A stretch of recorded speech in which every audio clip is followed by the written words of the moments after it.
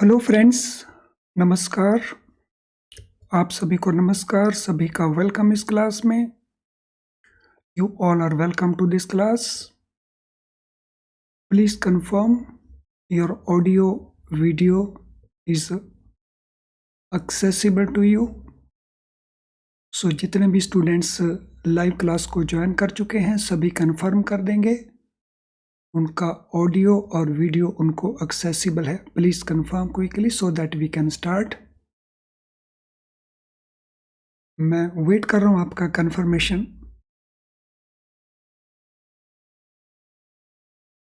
Yes, सभी confirm कर देंगे। तो चलिए स्टार्ट करते हैं आज का डिस्कशन। आज हमारा जो चैप्टर है वो chapter 5 module A BFM CIB के एग्जाम पेपर का है। फैसिलिटीज फॉर एक्सपोर्टर्स, जो निर्यातक हैं उनके लिए क्या क्या सुविधाएं अवेलेबल हैं। Facilities for exporters. So first of all, अगर किसी को इंपोर्ट करना है या एक्सपोर्ट करना है, they need a code number. So this is the first requirement for any entity, any person to get IEC number, importer exporter code number. So every person, every firm, every company who are engaged in export or import trade has to apply for and obtain importer exporter code number, जिसको हम short में IEC number कहते हैं। और ये code number कहाँ से मिलता है? DGFT, director general foreign trade से। और ये 10 डिजिट्स का एक नंबर है, अल्फा न्यूमेरिक नंबर है ये 10 डिजिट्स का। सो क्या क्या इंपॉर्टेंट पार्ट्स हुए? Every person or every firm or every company, so we can say every entity, whosoever engaged in import export transactions, they have not only to apply, they have to get, they have to apply and they have to obtain IEC number. This is issued by DGFT and it is a 10 digits alphanumeric number. Alphanumeric, जिसमें कुछ characters हैं English alphabet के और कुछ numbers हैं। That is why we call it alphanumeric. इसके अलावा every person और फर्म और company means every entity, if they are engaged in export of services, अगर वो सर्विसेज का एक्सपोर्ट करते हैं,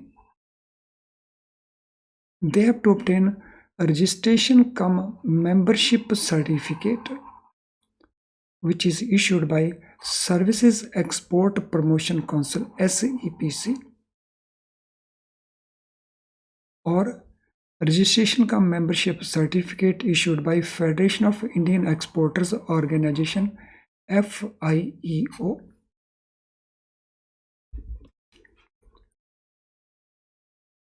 तो ये सभी important requirements हैं। So one is obtaining IEC number from DGFT, another obtaining registration cum membership certificate from Services Export Promotion Council और FIEO से registration cum membership certificate। सो सभी एक्सपोर्टर्स के लिए ये इंपॉर्टेंट रिक्वायरमेंट है। एवरी पर्सन और firm और company who is engaged in export of software, अगर वो सॉफ्टवेयर एक्सपोर्ट कर रहे हैं देन उनको रजिस्ट्रेशन चाहिए software technology parks of India STPI से। सॉफ्टवेयर एक्सपोर्टर्स के लिए Software Technology Park of India. So this is a registration number of the firm or the company for international trade. ये जो नंबर है DGFT द्वारा issued, तो this is a number, registration number for international trade, and exporter importer has to invariably quote this code number. तो ये जो importer exporter code number है इसको इनवेरिएबली विदाउट फेल कोट करना होगा, लिखना होगा कहाँ पे? In all declarations in all forms. So सभी डेक्लेरेशंस में और सभी फॉर्म्स में उसको कोट करना होगा, उसको लिखना होगा। इनमें से कुछ को हम अभी आगे एक्सप्लेन भी करेंगे। आई होप यहाँ तक जो कुछ भी हमने एक्सपोर्टर के बारे में बात की, everything is properly understood to you, और आपने हर चीज़ को अच्छे से कॉपी में नोट भी कर लिया है फॉर रिवीजन पर्पज। तो एक्सपोर्ट डेक्लेरेशन फॉर्म्स ये कौन कौन से हैं? Export declaration forms EDF।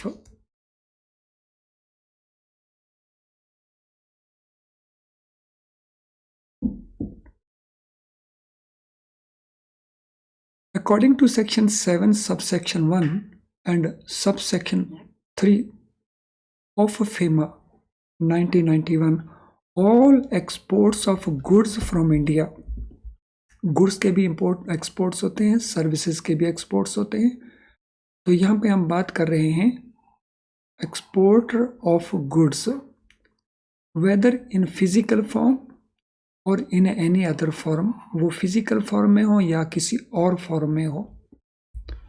So they have to declare in prescribed form to effect that full value of export will be realized within prescribed period in the prescribed manner। तो उनको declaration क्या देना पड़ता है? Through these forms। तो ये prescribed forms हैं, तो इनमें को डिक्लेरेशन देना होता है कि जितनी वैल्यू का वो एक्सपोर्ट कर रहे हैं उतनी वैल्यू की फॉरेन एक्सचेंज वो इंडिया में लेकर के आएंगे। So requires to be declared in prescribed form to the effect that full value of exports, export की full value वो realize करेंगे within the prescribed period and in the prescribed manner। तो ये फॉरेन करेंसी उनको लेकर के आनी है against export of goods and services. ये प्रेस्क्राइब्ड फॉर्म्स कौन कौन से हैं? तो नोट करेंगे, पहला फॉर्म है EDF form, export declaration form. So ये फॉर्म कब सबमिट करना है? Exports other than software, software के एक्सपोर्ट को छोड़ करके। सो दिस मीन एक्सपोर्ट चाहे गुड्स का है चाहे सर्विसेज का है, उन सभी के लिए फॉर्म EDF यूज होगा।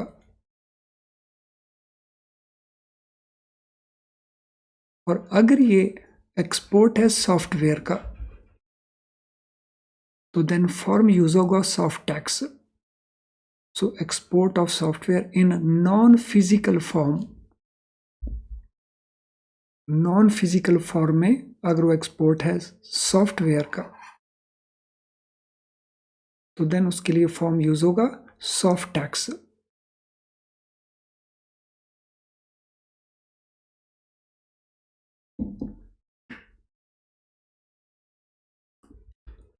After introduction of electronic data interchange EDI system at certain custom offices where shipping bills are processed electronically, the GR form has since been replaced by a declaration in the form EDF। EDF से पहले there was GR form। लेकिन जब से EDI introduce हुआ है, तो जिसको custom office use करता है, तब से इसको डिसकंटिन्यू कर दिया और अब EDF फॉर्म में ही डिक्लेरेशन देना है इन केसेस के अंदर। तो यहाँ इंफॉर्मेशन है that previous GR form stands withdrawn replaced because of installation of EDI, electronic data interchange system. EDF form should be submitted in duplicate. ये फॉर्म 2 कॉपीज में सबमिट किया जाएगा इन डुप्लीकेट। और ये किसको सबमिट किया जाएगा? Concerned commissioner of customs.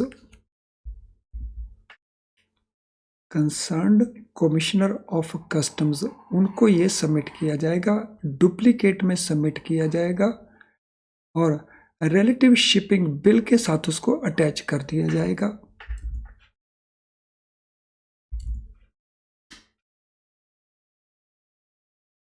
After verifying and authenticating the declaration form EDF, custom hands over the exporter one copy of the shipping bill marked exchange control copy. तो इस form को verify करने के बाद, इस डेक्लेरेशन को ऑथेंटिकेट करने के बाद जो कस्टम्स डिपार्टमेंट है वो एक कॉपी, जिस कॉपी का नाम है exchange control copy, so that will be given back to the exporter.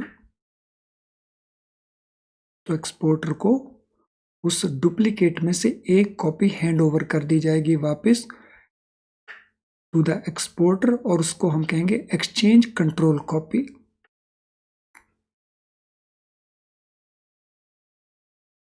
सो इस कॉपी को एक्सचेंज रिसीव हुआ या नहीं, फॉरेन एक्सचेंज रिसीव हुआ या नहीं, इसको मॉनिटर किया जाता है और ये फॉर्म एक्सपोर्टर सबमिट कर देगा अथॉराइज्ड डीलर को, AD को, यानी form EDF। It will be prepared by the exporters. At the time of shipment इसको डुप्लीकेट में जो प्रिपेयर किया हैंड ओवर कर दिया जाएगा by to the customs department. Customers इसको ऑथेंटिकेट करेंगे, वेरीफाई करेंगे and they will give exchange control copy back to exporter और एक्सपोर्टर इस कॉपी को प्रोवाइड कर देगा अथॉराइज्ड डीलर, जहां उसको बिल्स सबमिट करने एक्सपोर्ट से related.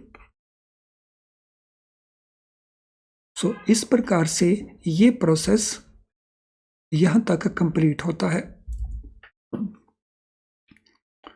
I think all matters जितने भी हमने अभी तक डिस्कस की हैं, everything is very very clear to all of you.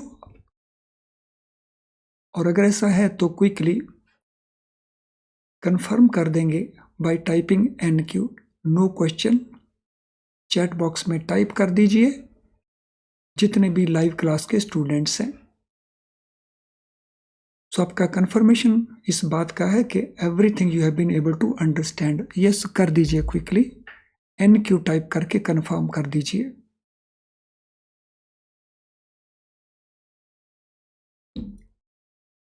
All of you जितने भी स्टूडेंट्स लाइव क्लास में हैं सभी कंफर्म कर देंगे। अब हम इसके ऊपर बेस्ड कुछ क्वेश्चंस को करेंगे। Who issues IEC number? IEC number कौन इशू करता है? Federation of Indian exporters organisation, director general of foreign trade, services export promotion council या software technology park of India. So इनको कौन इशू करता है? IEC नंबर को। यस क्विकली आंसर कर दीजिए। जितने भी लाइव क्लास के स्टूडेंट्स हैं वो चैट बॉक्स में आंसर को टाइप कर देंगे और जो इस वीडियो का रिकॉर्डेड वर्जन देखेंगे तो वो अपनी कॉपी में क्वेश्चन का नंबर मार्क कर लेंगे सो दैट उनका टेस्ट हो जाएगा that they have been able to do this. So answer here is B, that is the Director General of Foreign Trade. Which organizations issue registration cum membership certificate for export of services? Services के exporters के लिए registration का membership certificate कौन issue करता है? तो ये हमारे ऑप्शन आंसर्स हैं। सभी ऑप्शंस को केयरफुली रीड करिए और फिर आंसर को प्रोवाइड करिए। Very easy answer.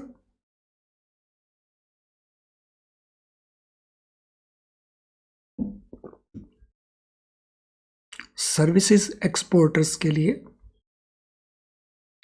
Yes, very correct. तो answer is a here, services export promotion council. What is the purpose of registration number for international trade? International trade के लिए जो रजिस्ट्रेशन नंबर लिया जाता है, इंपोर्ट एक्सपोर्ट कोड लिया जाता है, तो उसका पर्पस क्या है? To facilitate smooth import export transactions, to track movement of the goods, to monitor compliance with the trade regulations, या ऑल दी अबव। तो हमें बताना है ऑब्जेक्टिव, हमें बताना है पर्पस, ये रजिस्ट्रेशन नंबर ऑब्टेन करने के लिए।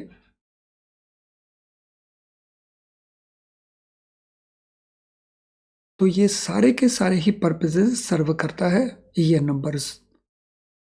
इन what document should the importer export code number be quoted? किस डॉक्यूमेंट में इंपोर्ट एक्सपोर्ट कोड नंबर को कोट करना है? केवल एक्सपोर्ट डिक्लेरेशंस में, केवल इंपोर्ट डिक्लेरेशंस में, in all declarations, all forms which are related to international trade, या only in software technology related declarations के अंदर? क्वेश्चन नंबर 4 कौन सा आंसर बनेगा हमारा?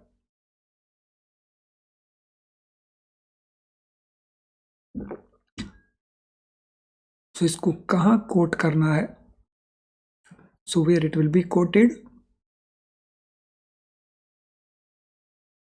So it will be quoted in all declarations and all forms. So answer C is the right answer here. What is the purpose of EDF? EDF जो हम लेते हैं उसका पर्पस क्या है? So एक तो है उसको obtain करना है IEC नंबर, लेकिन EDF इसका पर्पस क्या है? To declare number of goods exported from India, to declare full value of exports realized within prescribed period and manner, to declare mode of transport used to export goods, to declare name of AD for the exported goods.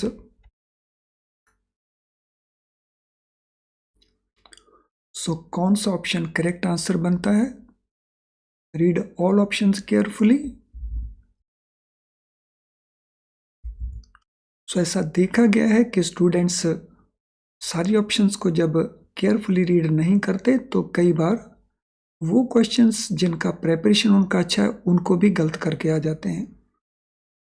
इसीलिए सभी questions को, सभी options को, answers options को carefully read करने से we are able to improve our score. तो यहाँ पे आंसर हमारा बनता है B, to declare full value of exports realised within the prescribed period and within the according to prescribed manner.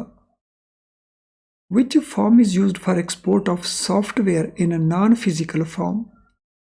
So software export के लिए जो non-physical form में होगा तो कौन सा फॉर्म यूज करेंगे? EDF, GR फॉर्म, सॉफ्टैक्स फॉर्म या कस्टम्स फॉर्म? किस फॉर्म को यूज किया जाएगा?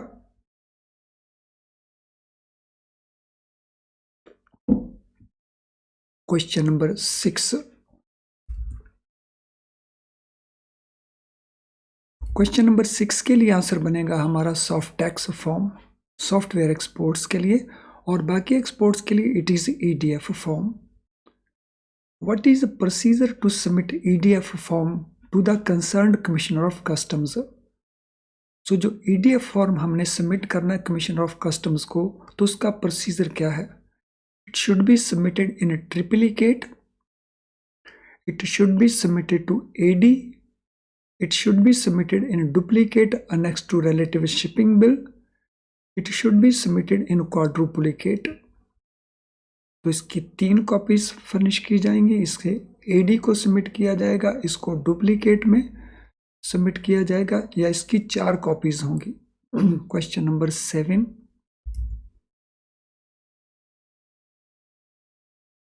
what will be our answer for question number 7?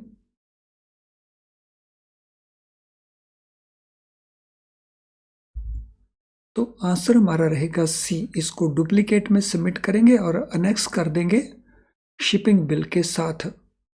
What happens after customs verifies and authenticates the declaration in EDF form? EDF form को verify करने के बाद या ऑथेंटिकेट करने के बाद जो कस्टम्स करता है, तो उसके बाद क्या हैपन होता है? Exporter receives original copy, exporter receives 1 copy of shipping bill marked exchange control copy, exporter receives a declaration in GR form, or exporter receives a declaration in soft-tax form. तो what happens? कौन सा correct answer है question number 8 के लिए?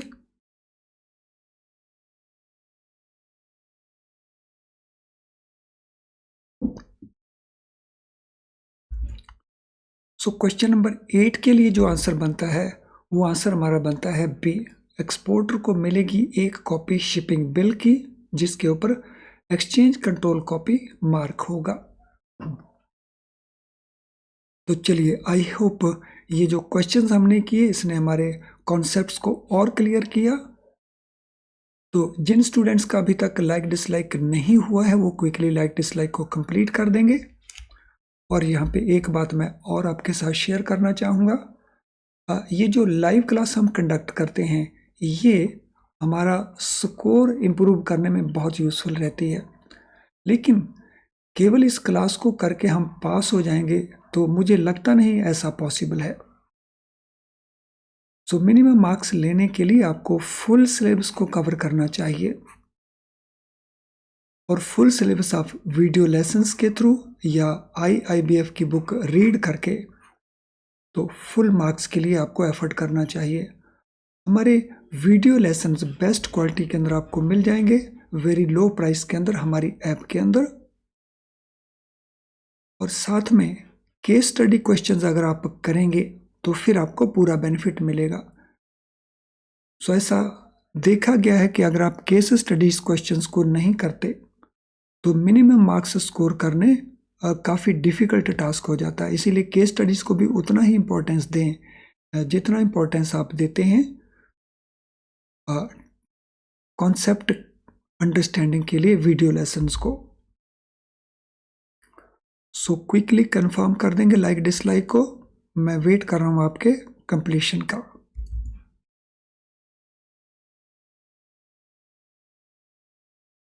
तो चलिए आगे चलते हैं। अब हम नोट करेंगे कौन कौन सी वो पार्टीज़ हैं, कौन कौन से वो लोग हैं जिनसे EDF सबमिशन की रिक्वायरमेंट नहीं है, एक्सपोर्ट डिक्लेरेशन फॉर्म्स जिनको सबमिट नहीं करने हैं। So exemptions from EDF, number 1, following exporters shipment out of India are exempted from EDF forms in terms of cases indicated in regulation number 4 dated 8th January 2021. So regulation number 4 है foreign exchange management export of goods and service regulations का, जिसे update किया गया 8 जनवरी 2021 को। तो कौन कौन से वो एक्सपोर्टर्स हैं, कौन कौन सी वो शिपमेंट हैं जिनको ये एग्जेम्पशन अवेलेबल है।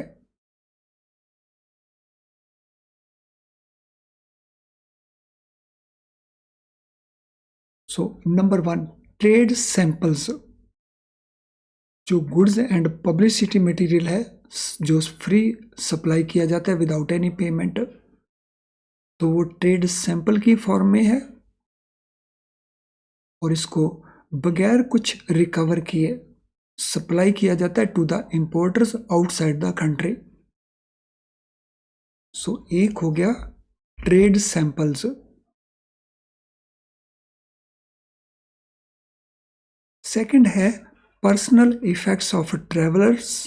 अगर हम ट्रेवल करते हैं आउटसाइड द कंट्री तो जो हमारी पर्सनल बिलोंगिंग्स हैं वो हमारे साथ में हो या वो अलग से हम भेज रहे हों, तो they are also exempted.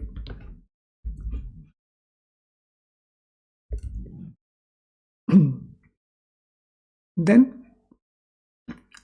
Ships store, so जो शिप जाते हैं उनके जो स्टोर हैं। ट्रांसशिपमेंट कार्गो, सो ट्रांसशिपमेंट होता है एक ही डेस्टिनेशन के लिए जब एक से ज्यादा शिप को यूज किया जा रहा हो, पहले एक शिप और फिर दूसरा ship. And goods supplied under orders of central government और of such officers as may be appointed by central government in this behalf or the military or navy or air force authority for military, navy or air force requirements. So these are also exempted. So ship के अपने stores, transshipment का cargo, और जो goods supply की जाएंगी central government के orders के अंतर्गत।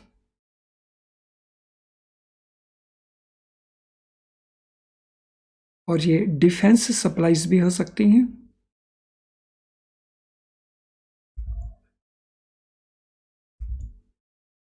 Then gifts accompanied by declaration by exporters that they are not having value more than ₹5 lakh. So अगर एक्सपोर्टर्स गिफ्ट्स भेजते हैं जिसके साथ डेक्लेरेशन जरूर जाएगा, और डेक्लेरेशन क्या होगा कि उन गिफ्ट्स की वैल्यू 5 लाख से ऊपर नहीं है, तो value is not more than 5 lakh.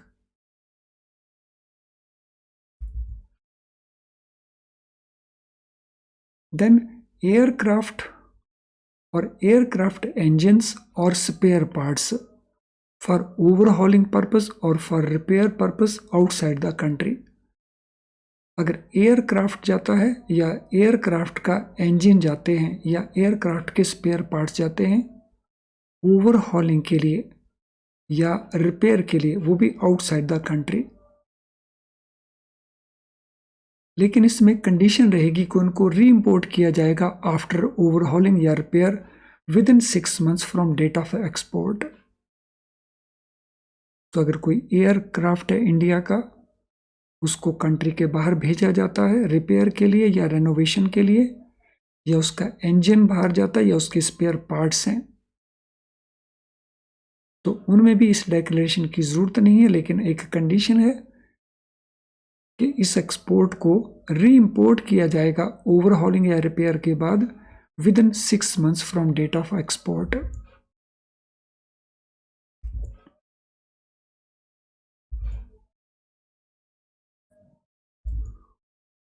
Goods imported free of cost on reexport basis. अगर गुड्स इंपोर्ट की हैं बगैर किसी कॉस्ट के लेकिन उसको री एक्सपोर्ट किया जाएगा, तो उनके लिए भी ये एग्जेम्पशन अवेलेबल है।